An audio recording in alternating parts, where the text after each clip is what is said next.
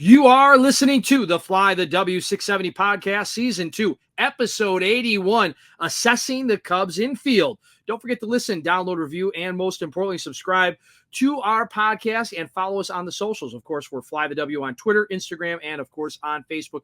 You can also email us at flythew670@gmail.com. And Crawly, I don't know, is it now Gilligan and the Skipper? Is that the new name of the show hosted by us? If you're listening to the score this morning.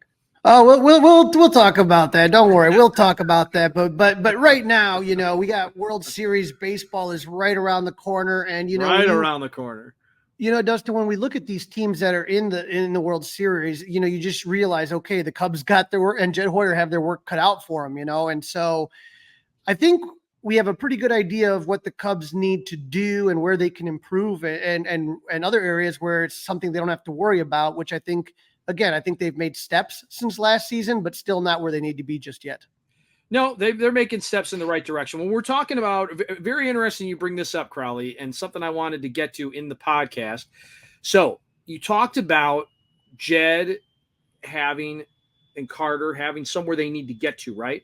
But the good news is that people are saying that the Rangers are about a year or two ahead of schedule. This team lost 100-plus games just 2 years ago. And now they are in the Fall Classic. They've made it. They punched their ticket yesterday. So that is something to aspire to, correct? That is something that Cub fans can really look forward to, I think. I agree. And it just shows that it can be done, and it can be done the right way. And I think there are some people out there misinterpreting it, how the Rangers have done it.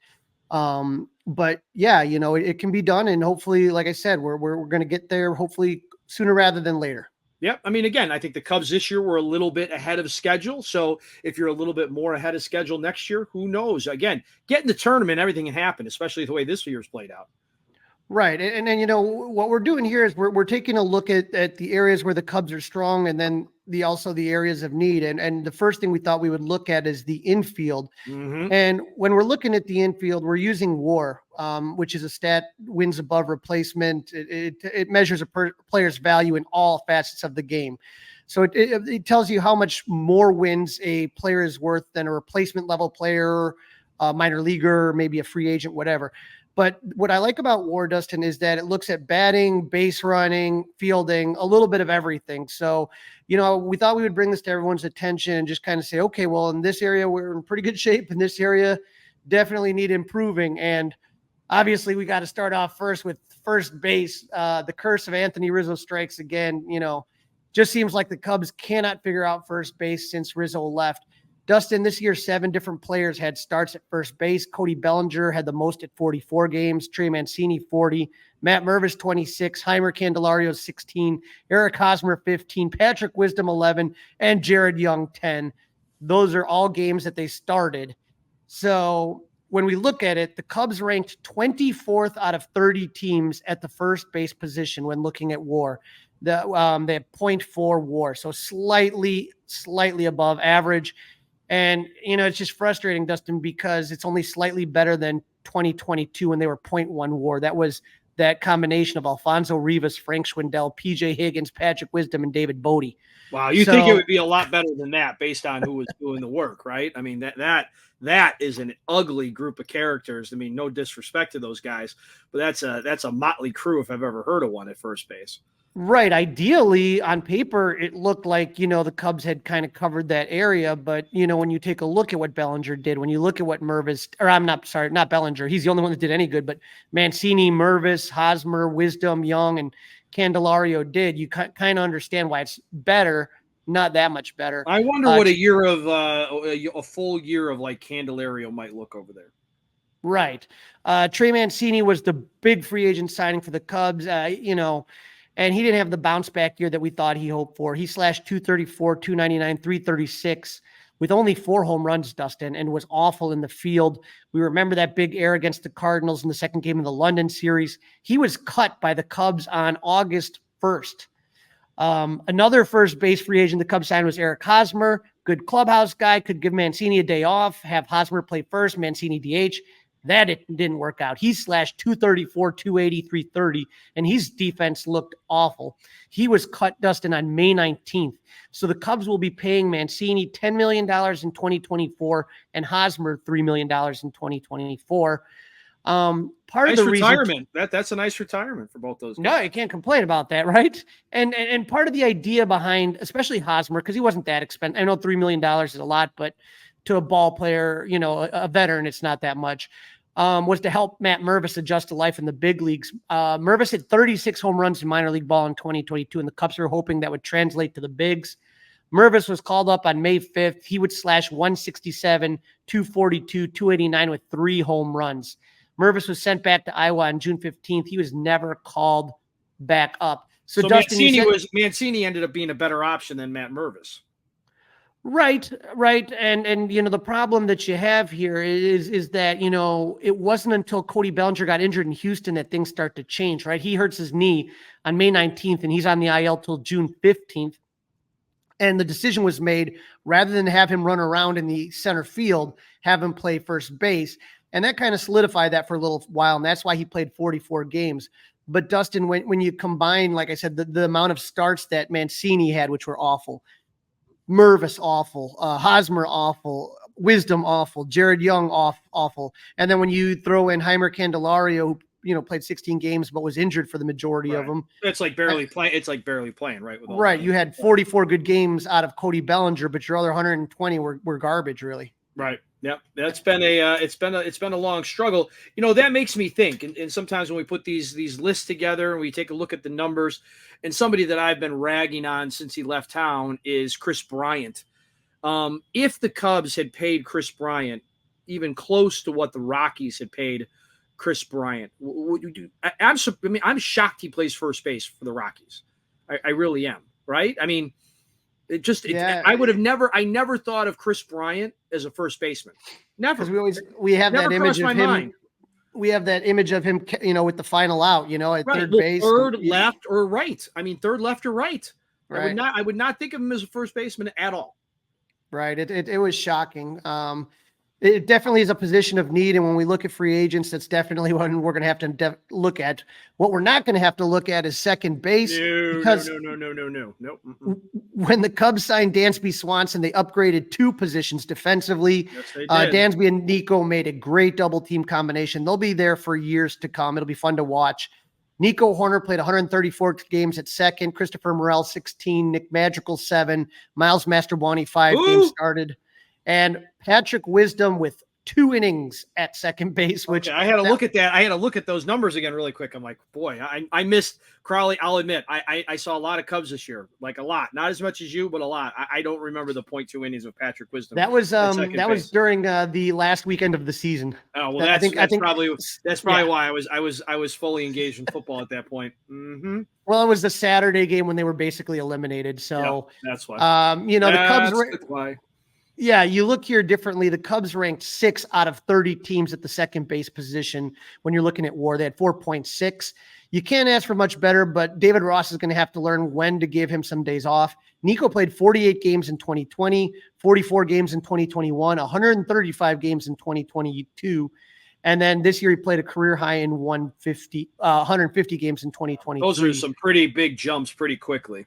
Right. So, I don't know what the plan is going forward for Madrigal or Christopher Morel, but whoever's the starter at third, then the bench player should give Nico a breather from time to time. But the 4.6 WAR that the Cubs put up at second was way better than 2022 when the Cubs ranked 20th out of 30 teams. So that's a big, big jump. That's a 14-team jump on that one. They had a 1.5 WAR. Dustin, Nick Madrigal, Christopher Morel, Jonathan Villar, Zach McKinstry, David Bodie, Esteban Quiroz, Angelton Simmons, and Ildemargo Vargas all played second in 2022. So clearly a big jump. Nico did great, especially, Gold Glove finalist. Yeah, he's a finalist, right? Yeah. As far as what he did, stealing bases at second, I just feel that there was times where he could have used a breather and he would kind of go into a little bit of slumps. And I think using him a little, the difference too, right, Crawly, from the year before to this year is that these games there was much more pressure, right? So that also can be obviously something that'll wear you out. Right, absolutely. And those are pressure pack games, and like you said, big jump. And, another guy that could definitely use some rest as shortstop. The big free agent splash of last season was Dansby Swanson, and he was just as advertised. We talked to a lot of people about him, amazing on defense, good leadership skills, streaky on base, doesn't take a bunch of days off. The Cubs ranked 5th out of 30 teams at the shortstop position when looking at WAR with 5.4 WAR. Dansby started 147 games, Nico 14, Miles Mastrobuoni 5, and Christopher Morel started 1. Dansby was nominated for a Golden Glove, so he's a finalist again. He'll probably win that as he was one of the best, not only the best shortstops, but one of the best defenders in all of baseball. But the Cubs are going to need some bats, preferably at first or third, just because you saw the offense that he gave you, and it didn't make your eyeballs pop, right? He slashed in 2022 with Atlanta on his walk year. He slashed 277, 329, 447 with 25 home runs. This season, he slashed 244, 326, 416. So he doesn't walk a lot. That didn't change, but his average dropped about 30 points.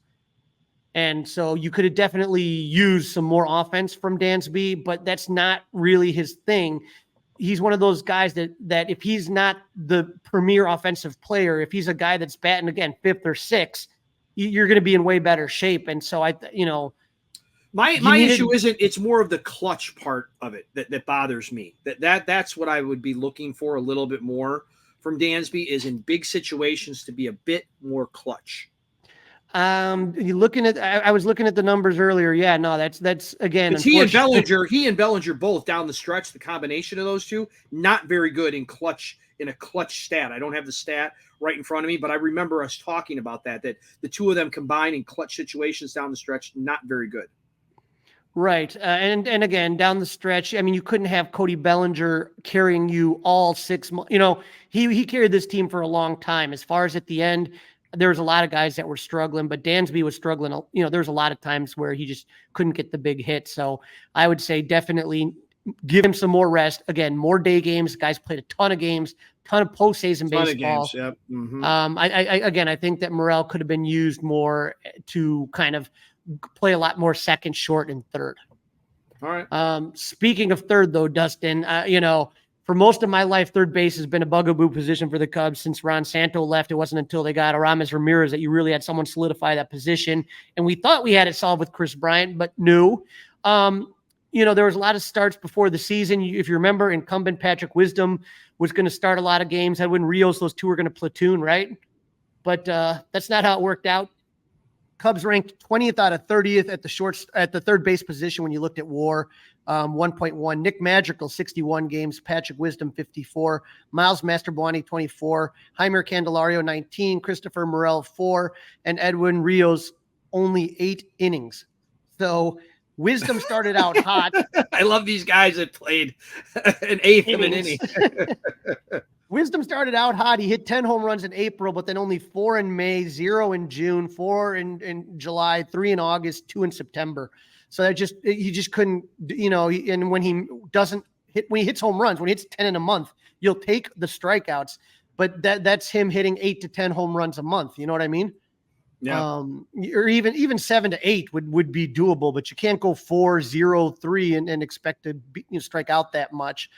Edwin Rios, like I said, barely touched the field. And once he went to Iowa, he never came back. Although I saw him hit a walk-off bomb in Iowa, which was fun. There you go. Nick Madrigal, speaking of Iowa, got some experience at third, and he did a serviceable job. He wasn't a Gold Glover. He's never going to get hit for power, but he did fine.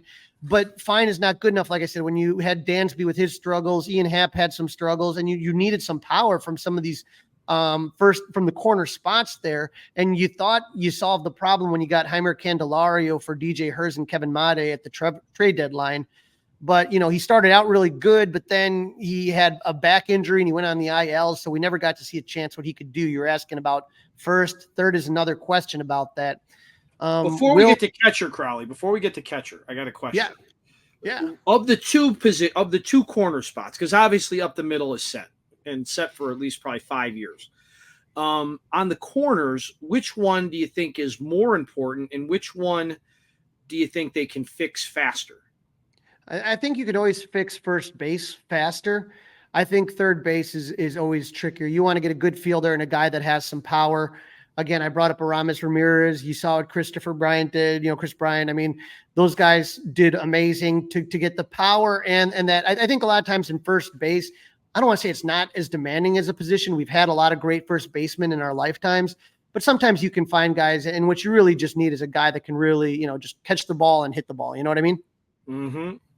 So that's where I would say that third base to me is more important right now than first, but again, I need a guy with power too. I need a guy that so what's the answer? So now we've identified of the two. Do you have an answer at third? I mean, is there? Once the World Series ends and we see who opts out and we see what decisions are made, that's when you kind of start to look at these things. But because I'm saying Bellinger's not a third baseman. No. He's definitely not a third baseman. So that's I'm saying if you're spending money or making a trade, the polar bear, he's not a third baseman, right? So you're talking about trade. So I'm just saying and then, anybody on the roster even make you a little bit comfortable? I mean, would Christopher Morel need to be taking 1,000 grounders a day at third base to get you even somewhat on board with that idea? Well, I think we're going to be able to talk about that in the second segment when we have some of the Cubs news. There's something popping up there that may interest you. All right, let's talk about catcher then, Crawly. Let's move to catcher. All righty. With Wilson Contreras going back to boring old St. Louis, Yan Gomes was given the starting catcher gig, and he had a terrific year. The Cubs great year. Yeah, he ranked the Cubs catching tandem ranked 19th out of 30 teams. Wins above replacement at 1.1. Yan Gomes 92 games. Tucker Barnhart 37 games. Miguel Amaya 33, and Luis Torrens had 4. Remember, I'm surprised that Amaya and Barnhart were that close together. That surprises me. Yeah, and Torrens, you remember the Cubs opened the season with 3 catchers, and we were wondering what is going on there. Head scratcher, but they thought maybe Gomes was a little bit old and Tucker wasn't good enough.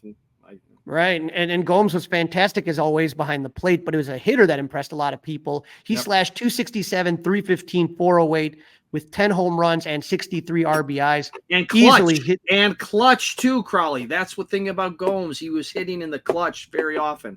Absolutely. And it was his best offensive year since 2019. For Tucker Barnhart, didn't go as well. He was slashing 202, 285, 257. He was cut from the team on August 20th. The reason they cut him was because of the emergence of one-time top prospect Miguel Amaya. Amaya was on the fast track to become the successor to Wilson Contreras. He represented the Cubs in the future game in 2018 and 2019, but then COVID and injuries impacted his trajectory in the organization.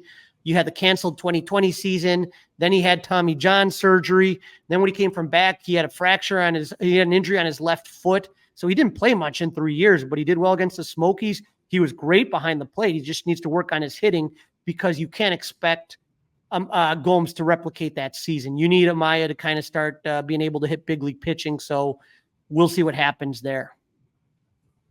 We will see. That's going to be interesting. I don't think we can sit here and expect Yan Gomes to have the same type of year, but I think another year of Amaya, I think that would be a good thing.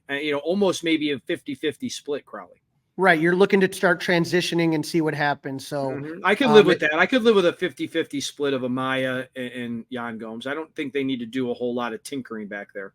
And even if you want to go 60-40, that's another option as well. And maybe at that point it's 60-40 who's ever doing a better job, right?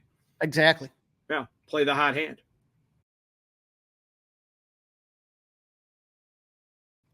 You are listening to the Fly the W 670 podcast. It is Crawly and I. Don't forget to listen, download, review, and subscribe to the Fly the W podcast. It's season 2. It's episode 81. We're assessing the Cubs infield. We just got done with that. Now, Crawly, we're going to roll into some notes. Yeah, the Cubs baseball season is almost over, but you can always get ready for next year when Cub Convention rolls around in January. Now, I did get my tickets when season ticket holders were able to get their hotel packages. But the Cubs issued a press release that all access weekend passes to the 2024 Cubs Convention go on sale noon Central Time, Thursday, October 26th. The passes are going to be $125 all weekend. 3-day access for all activities and experiences at Cubs Convention. New for 2024, weekend passes for children ages 3 to 10 are available at a discounted rate of $100. That's not bad. That's good. That's a good idea. Yep. Cubs season ticket holders can get in on the action a day early by purchasing their weekend passes at a discounted rate at $105 through a pre-sale opportunity tomorrow, Wednesday, October 25th from noon till midnight. They can also pick up weekend passes for their children ages 3 to 10 for $80. Dustin, one thing I do want to mention is that for a second year, they're going to be doing a youth baseball and softball clinic. That's where young ball players can learn the basics of the game from current and former players. They come out, and as well as some of the Cubs coaches and part of the Cubs outreach program. But here's the thing. Last year, a lot of people didn't know about it and didn't know you have to sign up when you buy your passes. Okay. So they would come and they'd be like, okay, I want to sign up for that. And it's like, it's already too late. You can't do that. So don't get frustrated, A, at the workers because they're just doing their job. But B, read these things and listen to Fly the W. That's why we're telling you this stuff. Make sure you sign up for the passes in advance of Cubs convention weekend. And I'm sure you can call the Cubs if you missed out when you bought your tickets and get that done. But it's a really fun thing if you're bringing a youngster for the baseball or softball clinic. But again, spots are limited, first come, first serve. So keep that in mind.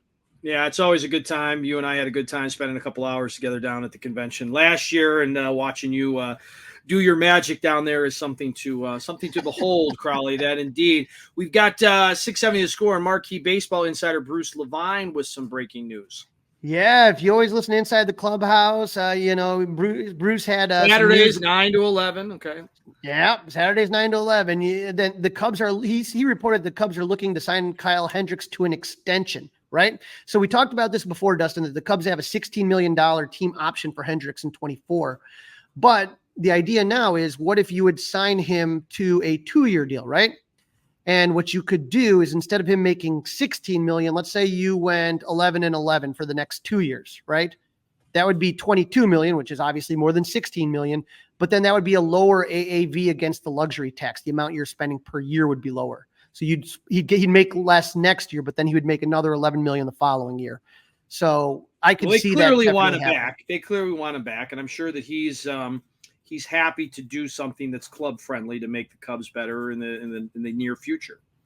Right. And again, I think it works for both parties. I think you give a guy who's a consistent starter, they'll give you 5 or 6 innings, a good guy to have around your young pitchers, and a guy that for the most part his career has always taken the ball every 5th day. So, you don't know how much longer his career is. So for Kyle Hendricks, rather than roll for 1 year, that gives you, a little bit of leeway. We'll see what happens. We shall see. He also has a report on an interesting bullpen piece from Japan. Yeah, Dustin, you know how much we were concerned about not having any left-handed bullpen help, and Brandon Hughes' health, is what it is, but hopefully he'll be better next year. But the Cubs are one of many teams looking at Japanese pitcher Yuki Matsui. He's a left-handed bullpen pitcher with 200 saves in Japan. So obviously any left-handed help, I'm sure we'll see plenty of Luke Little, but you cannot go in hoping Brandon Hughes is healthy and Drew Smiley can do something out of the pen. That just doesn't seem like a great plan. I think you need some guys in there, and especially guys that miss bats. So I think Matsui would hopefully be somebody that can do that. But again, this is something we're going to have to look at is I think you do have to make some, maybe the Cubs haven't signed a lot of big bullpen arms last few years. I think this year they're going to have to, especially to the left-hand side. Yeah, I think that's where they're going to be buying for sure. And one of the brains behind the Cubs pitching, Craig Breslow, may be headed back to Boston, taking over the Red Sox. Yeah, this has been heating up. When they say there's smoke, there's fire. Well, this is there is a 5-alarm fire going on here. Chris Cotillo, beat writer for the Red Sox, is reporting that the baseball op search is heating up to the point where a hire may be imminent. Craig Breslow is the perceived favorite and definitely in the finals for this. So, sometimes it gives somebody an opportunity to move up and maybe they'll be great. The brain drain that happens when you have a good front office is something that just drives you nuts. You know what I mean? Yeah. All right, Crawly, let's fast forward. We got a little Christopher Morel news that we teased you teased in segment 1 of the show. Yeah, Hector Gomez is a great reporter. He has the real pulse of a lot of the Latino ball players, which obviously there are many. And what he just announced today was that Christopher Morel will be playing in the Dominican League for 1 month. He'll be joining his teammate Alexander Canario in the Dominican League, playing for Águilas Cibaeñas. And so if you're somebody like me looking for some baseball once the World Series ends, the Liga is the Dominican League. It's really awesome. There's a lot of great players down there, a lot of Cubs ties. And so Morel will be down there. I think his brother's going to be down there too, Rafael. So, being from the Dominican, that's got to be a lot of fun for Christopher, kind of playing for the hometown team. You know what I mean? And so that, Dustin, would be, if you said, okay, let's for 1 month, Christopher, you're going to be playing third base. See what you can do. Right, that that's might the be an place to do it. opportunity. Right, that's the place to do it. Yep, he'll get a ton of reps down there, no doubt about that. You're not worried about wins and losses as much as you are at the major league level. The pressure should be minimal. Pressure should be absolutely minimal. Crawly, you got a little audio to share with the class? Some caller into the York, Mully and Hall show this morning. I was sitting there minding my own business, listening, and all of a sudden, here's what I hear. Kevin's in Palatine. Hey, Kevin. Hey, good morning, guys. So I'm excited about tonight's game, and I'm excited about the World Series. And I do love the cute narrative, how, the 100-loss team from 2 years ago. But before either fan base in town gets too excited, they came from a 100-loss team by spending $750 million. That's right. And there was a lot of people in this town who, Corey Seager's overrated, Simeon's overrated, all these guys are overrated. That's too much to pay. I will never figure out why we care how billionaires spend their money. It's not our money. I want Ricketts. I want him to do that this offseason. I want a real first baseman. I want Cody Bellinger back. I want another pitcher. I want it all. How come the Rangers can get it? Our tickets are more expensive. Why are they more entitled to the $600 million? I mean, we know the Sox aren't going to get it. If they spend $6 million, there'll be a miracle. But the Cubs, they should be spending with all these teams. And I know Dustin's going to get mad at me, and his little buddy from the podcast is going to get mad because I want to spend $500 million. Sorry, it's not our money, and it's not your money. So who cares? Spend it, and let's get to the World Series. Thanks, guys. Kevin's in Palatine. Hey, Kevin. Hey, little buddy. Wow. Hey, little buddy. Little I'll refer to buddy. you as little buddy now. Hey, little buddy. I guess you are Gilligan, and I am the skipper. I got the right color. I got the right color hair. You got the hat, so I guess it works. I mean, I was listening to him, and again, I understand Kevin's concerns, and Kevin, I'm sure would know that I spend a lot of money for the Cubs as far as tickets and beer and all that stuff. And here's the thing, is that the Cubs, when you take a look at the teams with the top payrolls, Dustin, and I looked at it this morning, the top 3 teams didn't make it. Now, that's not saying if you spend money, you're not going to make it, etc. But it has to be a combination. It's spending smart, filling in your young talent with expensive free agent signings. It's the exact same thing that the Cubs did in 2015 and 2016. They figured out who their young players were going to be. Chris Bryant, Kyle Schwarber, Addison Russell, Javi Baez. And then they surrounded them with high-priced talent when you talked about, okay, they signed Jason Hayward. They signed John Lester. They signed Ben Zobrist. They signed John Lackey. They signed a lot of guys, but that was to fill in. You don't just spend stupidly. And here's the thing. Is it my money? No, it's not my money, but I know what Tom Ricketts is going to spend, and he's going to spend close to the luxury tax. He's not going over it this year. I can tell you that much. I can tell you he's not going over, which I think is like $237 million. So do I think that the Cubs are going to spend this year? Yes. Do I think they're going to be close? Yes. I would say roughly around the $230 million. You always leave yourself a little gap in case there's something that you definitely need later on. But just, again, be smart about how you approach this. And don't forget, when you talk about the Texas Rangers, they also have a lot of young talent on that team as well. Adolis Garcia, Josh Jung, Evan Carter. It's not just a bunch of, they bought a bunch of players. That's not how it worked. They filled in what they needed, and they had their young core that were in there. And I think that's the difference that people have to understand. But again, spend money stupidly, and you may not like what you get. Ask the New York Mets. Ask the Padres how that went, or the Yankees.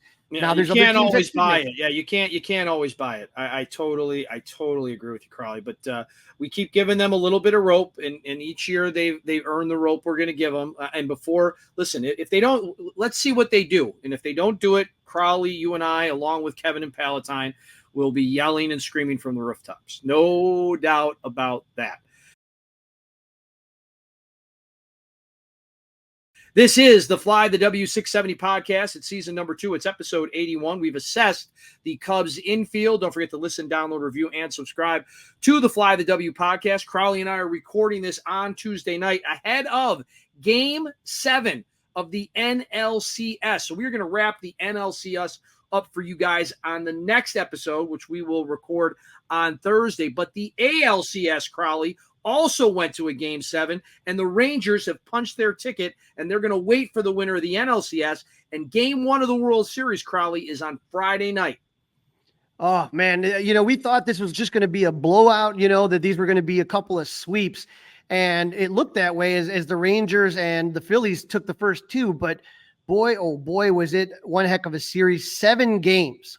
This is the first time since 2004, Dustin, that both LCS series went to Game 7. So we got tonight going on. But I got to tell you, if there was no bad blood between Texas and Houston before this series, there is now. And really, Dustin, the story to me of the way that this worked had to have been the infamous pinch hit or the hit batter that really affected, I think, everything. I think everything. And God almighty, if it's true, if Dusty Baker is finally retiring, I need to give Bruce Bochy a hug. If that's exactly what's happening here. But to me, to sit there and take a look at what Adolis Garcia did in that series was absolutely ridiculous. This is the guy that won the ALCS. He was DFA'd by the Cardinals. Basically DFA'd and then given to the Rangers for cash. The Rangers DFA'd him. And this year he has just been absolutely just on fire. In Game 7, Dustin, he went 4 for 5 with 5 RBIs and 2 home runs as the Rangers pounded the Astros 11-4 to move on to the World Series. Garcia is the first player in MLB history to have a homer and 3+ RBIs in 3 consecutive post games. His 20 RBIs are the most before the World Series in a single postseason, according to the wonderful Sarah Lang, for that little tidbit. But again, this all changes to me, Dustin, in Game 5 when Abreu hits Garcia in the ribs after he hits a home run. He hits a home run, pimps it out, throws the bat down, and the next time he gets up to the plate, he gets drilled. Right, as he should get drilled. I forget. He should get drilled. Who is the guy that was the Cuban? My problem, Crawly, is that you want to drill him, go ahead and drill him. That punishment should be now.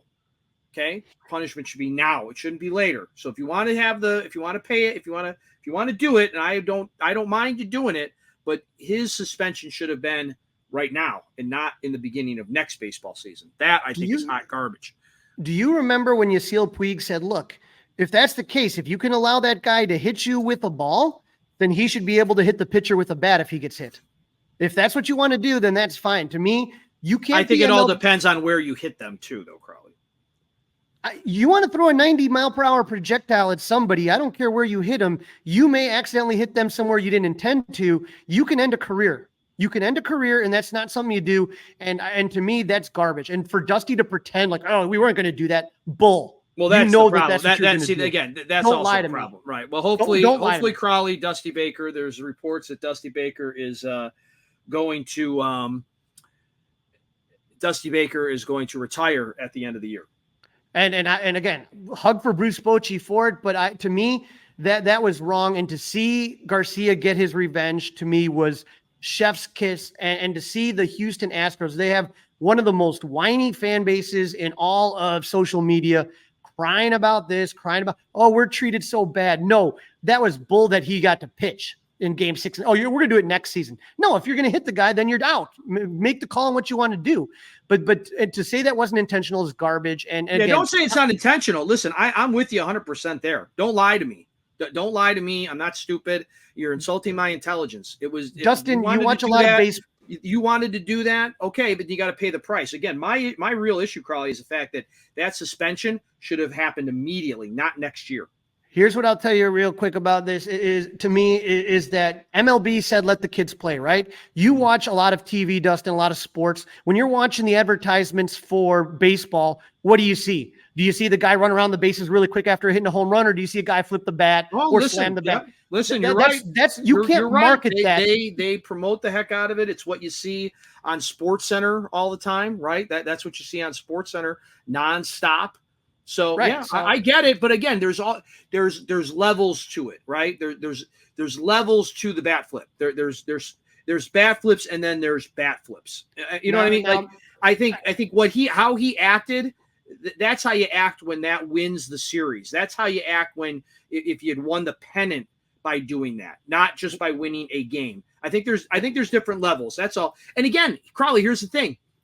If you are willing to being the guy for doing it, then be willing to pay the price for the punishment for doing it. And that's what I'm more aggravated about. That suspension should have been immediate, not next year. I'm going to go with the Seal Puig method, and if you hit a guy, then the batter's allowed to hit you with the bat. If that's what we're going to do, well, if we're going to let the pitcher use that as involved. Here's the problem, Crawly. I understand where you're coming from, but if the batter went out there and left the batter's box with a bat and actually swung it at somebody, then we'd get the law involved. Okay, then we're going to get the police involved. We're going to get all kinds of stupidity involved. We don't have time. Let me ask you a question. That's why I'm telling you, Crawly, if the penalty was administered immediately, it would stop it all. Okay. If you and I were in the street if you and I were in the street and I threw a projectile in your head, I would be in trouble with the law too. Yes. If I did it intentionally. But now you said at your head. You said it's your head. I'm not fine. I'm not for your head. If you throw it at my hip, at your ribs. If you throw it at my hip or my ribs, again, we're not. This is an age-old argument. It's a very good argument. Okay. Remember what I just said, though. If you were to suspend the player for what he did immediately, it would cut this out completely. They wouldn't do it because it's too important of a time in the game. They wouldn't do it. But if you want to do it, then you got to be ready to pay the prime. But you got to be ready to pay the piper. So I'll disagree on that. And one of my favorite players is Christopher Morel. We both love him. Yep. What did he do when he hit the 3-run walk-off versus the White Sox? He basically stripped running around the bases, and he's running around, jumping around, and it was just a meaningless game. It wasn't meaningless. It wasn't meaningless. Well, it was a game. It counted, but it wasn't a postseason game. Well, whose bat flip was worse? I'll double check, but I would say that they were different. But they were different. He didn't bat flip. He stripped off his jersey, and a lot of people people called on the White Sox to plunk him. It wasn't people called on the White Sox to plunk him, so they had that opportunity. They chose not to do it. Hey, Crawly, guess what? We've got a Game 7 tonight. We have had an epic postseason. Let's hope it continues. Quick prediction, or let's put it this way. Prediction and what do you want to have happen in Game 7 tonight? Who's going to win, but who do you want to win? My heart wants the Phillies to win. My wallet wants the Diamondbacks to win because Kyle Schwarber may be charging higher prices at the autograph show if that happens. So. Louise, we're worried about what you got to pay for a Kyle.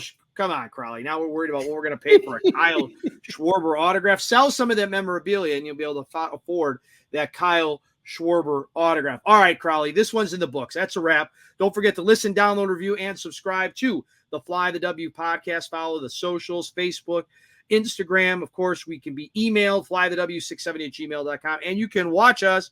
Yes, we do have a face for YouTube by subscribing to the 670 The Score YouTube channel. Crawly, enjoy the games. When we get back together, we'll be previewing Game 1 of the World Series. Yep. And again, don't forget, you can listen and leave those 5-star reviews.